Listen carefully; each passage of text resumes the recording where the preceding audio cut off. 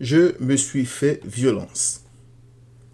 Puisque nous nous croyons autosuffisants, l'Éternel, dans sa parole, met en scène les plus valeureux d'entre nous face au danger. Le résultat est toujours tristement spectaculaire.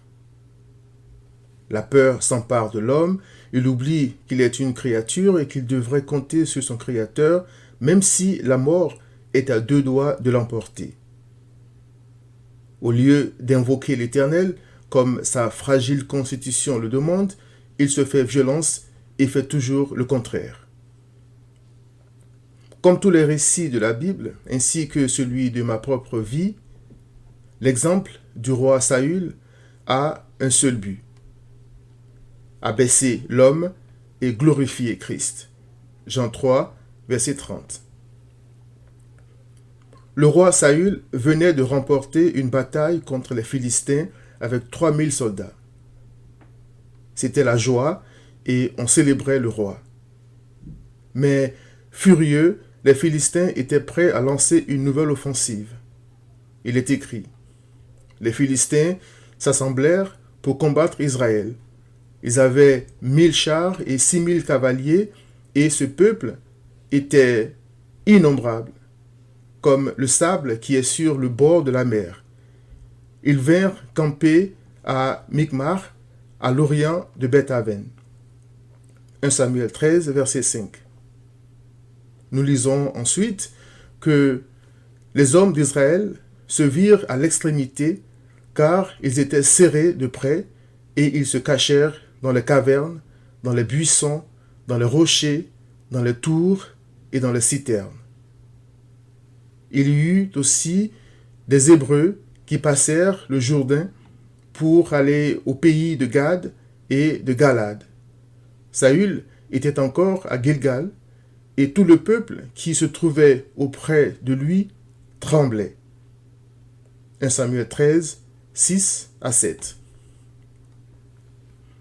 Je rappelle que c'est l'Éternel lui-même qui combat toujours pour son peuple.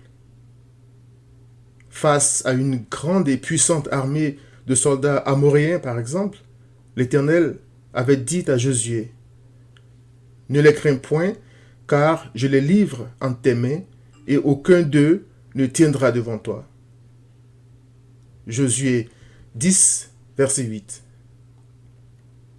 Pour se battre, Israël consultait l'Éternel en offrant des sacrifices.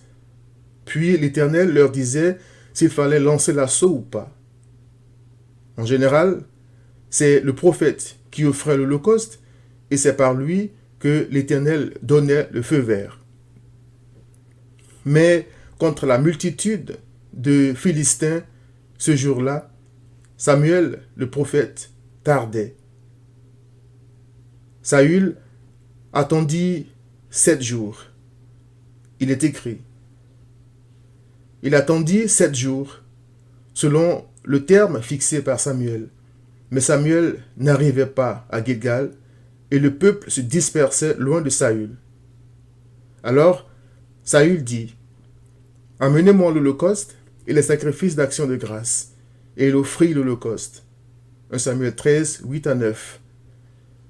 Notons que pendant ces 7 jours, les Philistins auraient pu attaquer. Mais l'Éternel les avait empêchés de le faire. Bref, il est écrit: comme il achevait d'offrir l'holocauste, voici, Samuel arriva, et Saül sortit au-devant de lui pour le saluer.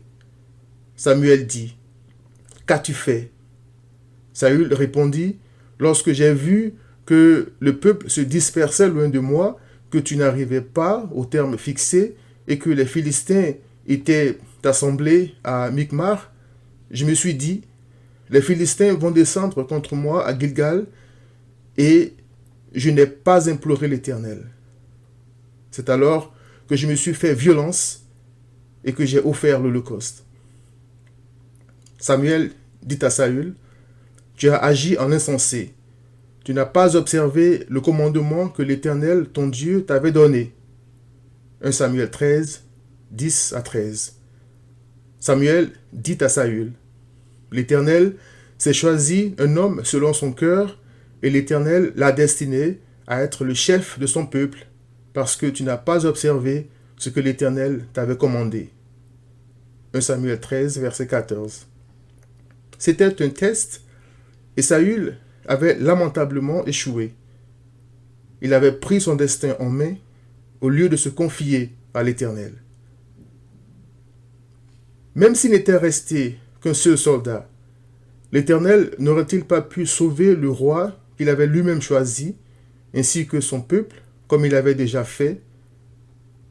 Jonathan, le fils de Saül, le dit ainsi: « Rien n'empêche l'Éternel de sauver au moyen d'un petit nombre comme d'un grand nombre. » 1 Samuel 14, verset 6. Quant à Christ, troublé en son âme, face à l'imminence d'une terrible mort, il s'était fait violence, non pas en prenant son destin en main, mais en se confiant entièrement à l'Éternel. Christ pria ainsi: « Mon Père, s'il est possible que cette coupe s'éloigne de moi, toutefois, non pas ce que je veux, mais ce que tu veux. » Matthieu 26, 39. Cher ami, Christ a triomphé là où nous échouerons tous toujours, comme le roi Saül. C'est pourquoi il est le parfait sauveur. Nul ne peut égaler sa parfaite obéissance jusqu'à la mort. N'est-ce donc pas pour toi une bonne nouvelle que Christ sauve gratuitement ceux qui croient en lui? C'est une excellente nouvelle. Reconnais tes péchés, repens-toi et viens à Christ.